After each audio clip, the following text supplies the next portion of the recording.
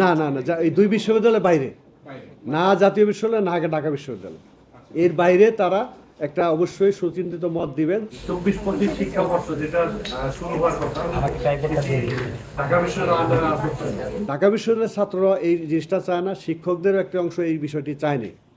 তো এটা যেভাবে ঘটে গেছে সেটা হলো কোনো রকম বিচার বিশ্লেষণ না করে মিটিং এর যেটা প্রথম সিদ্ধান্ত, সেটা হলো 24-25 শিক্ষাবর্ষ যেটা শুরু হওয়ার কথা, ঢাকা বিশ্ববিদ্যালয় একেবারে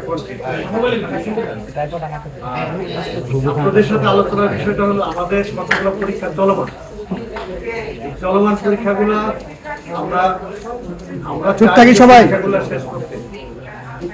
বিশ্ববিদ্যালয় সম্বন্ধ এই ভর্তি সংক্রান্ত বিষয়ে অন্য যেখানে যে নতুন যে কাঠামো সরকার চিন্তা করছেন সেই জায়গায় ভর্তি বিষয়টি নির্ধারিত হবে। আর তাদের যদি কোনো প্রয়োজনীয় সহায়তা লাগে সেটি বিশ্ববিদ্যালয় দিতে সম্ভব, যদি তারা সেটা দিতে চায়। ছাত্রদের যে চাওয়া সেটার সাথে এটা কতটা সঙ্গতিপূর্ণ সেগুলো আমরা তাদের কাছে তুলে ধরেছি। তো সেই প্রেক্ষিতে তারা অবশ্যই একটা সুচিন্ত, এরপরে তারা আরেকটা বলেছেন যে আমরা এই শিক্ষকদের সাথে কথা বলার পরে শিক্ষাবিদ যারা আছেন আমাদের দেশে বরেণ্য শিক্ষাবিদ তাদের সাথেও কথা বলবেন, বলে তারা একটা সুচিন্তিত সিদ্ধান্ত দিবেন, যেটা হলো এই দুই বিশ্ববিদ্যালয়ের বাইরে আরেকটা কাঠামো দাঁড় করাবেন।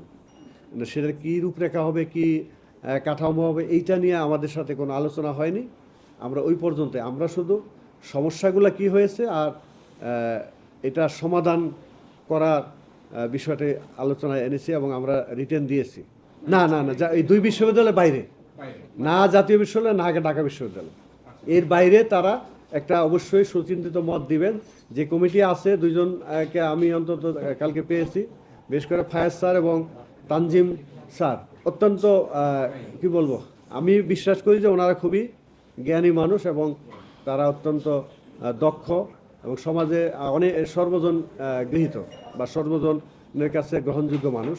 তারা অবশ্যই এই বিবেচনায় বিষয়টা নেবেন যাতে এই দুই ধারার মাঝখানে আরেকটি সুন্দর প্রতিষ্ঠান গড়ে ওঠে, যেটি সত্যি সত্যি ছাত্রদের কল্যাণের জন্য কাজ করবে।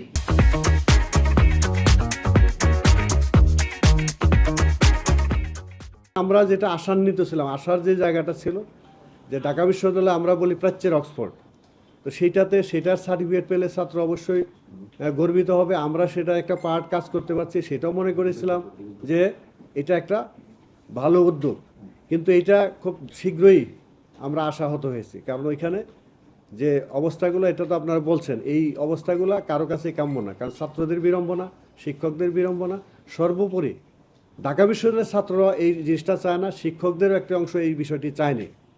তো এটা যেভাবে ঘটে গেছে সেটা হলো কোনো রকম বিচার বিশ্লেষণ না করে, তো এইবারে একটা আশার জায়গা সেটা হলো যে একটা অন্তত কমিটি হয়েছে উচ্চ ক্ষমতা সম্পন্ন, যারা এটা নিয়ে অন্তত চিন্তা করছেন, এর স্টেক হোল্ডার যারা তাদের সবার সাথে কথা বলার চেষ্টা করছেন। তার ভিত্তিতে তারা যদি একটা তৈরি করেন, সেটা মনে কাঠামো বেটার কিছু আমরা আশা করতে পারি। আর এরপরে আশা হতে হবে কিনা সেটা অবশ্য অদূর ভবিষ্যৎ বলে দিই।